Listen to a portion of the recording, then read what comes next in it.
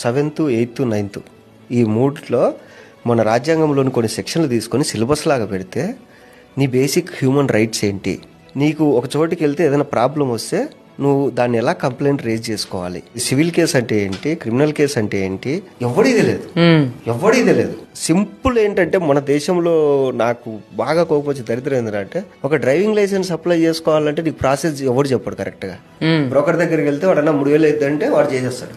అవును. ఒకటి ఏదైనా నీకు ఆన్లైన్ లో ఒక వెబ్సైట్ లో నువ్వు చేసుకోవాలంటే తెలియదు, ఎక్కడికి పోవాలి, మీ సేవకి వెళ్ళిపోండి అంతే. నువ్వు బీటెక్ చదివి ఉంటావు, మీ సేవలో చేసేటోడు ఇంటర్ చదివి ఉంటాడు, నువ్వు వెళ్ళి వారితో పని చేయించుకుంటావు.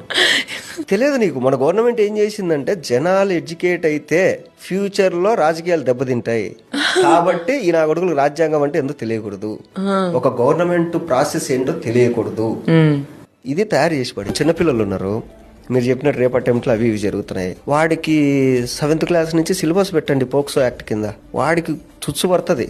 అరే మనం వెళ్ళి పొరపాటున ఒక అమ్మాయిని గెలుకుతే మనల్ని 7 years జైలు వేస్తారంటరా అని ఒక భయం వాడికి ఏర్పడితే వాడు ఎందుకు వెళ్తాడు? నువ్వు ఎప్పుడు చేస్తున్నావు? వాడికి ఏమీ తెలియకుండా వాడు తప్పు చేసినప్పుడు తీసుకొచ్చి వాడి మీద సెక్షన్ 320, సెక్షన్ 240 అని చెప్తే వాడికి ఆ సెక్షన్ లో కూడా తెలియకుండా నువ్వు తీసుకెళ్లి జైలు వేసేస్తావు. వాడు ఆ తప్పు చేసిన తర్వాత సెక్షన్ గురించి తెలిసిన తర్వాత నువ్వు ఎడ్యుకేట్ చేస్తున్నావు. అంటే మన వాళ్ళు ఎట్టుంటారంటే చనిపోయిన తర్వాత భగవద్గీత తినిపించినట్టు చచ్చిపోయిన శవానికి వాడు తప్పు చేసిన తర్వాత నువ్వు సెక్షన్లు ఎక్స్ప్లెయిన్ చేస్తున్నావు. వాడికి తప్పు చేయకముందు నువ్వు సెక్షన్లు చెప్తే వాడు తప్పెందుకు చేస్తాడు?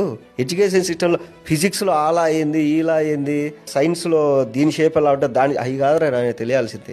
మన కాన్స్టిట్యూషన్ ఏంది, రేపు మనము ఏదైనా తప్పు చేస్తే మనం ఎలా రియాక్ట్ అవ్వాలి, లేదా మన మీద ఏమన్నా జరిగితే మనం ఎలా కంప్లైంట్ ఇచ్చుకోవాలి, మన ఫ్యూచర్ లో మనం అసలు ఏం తింటే బాగుపడతాం, మన హెల్త్ బాగుండాలంటే మనం ఇది కదా ఎడ్యుకేషన్ అంటే.